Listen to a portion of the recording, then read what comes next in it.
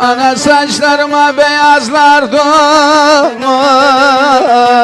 nerede garip varsa gurbete gelmiş.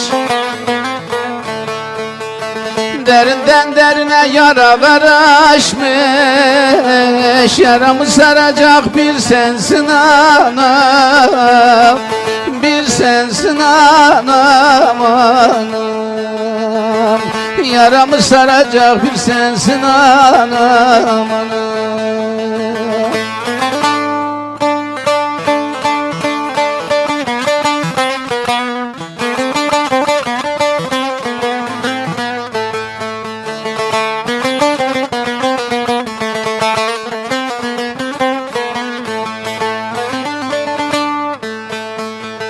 Burada artık kadir kıymet kalmamış, gelenler geriye asla dönmemiş.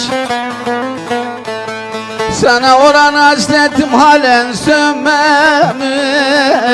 yaramı saracak bir sensin anam, bir sensin anam, anam.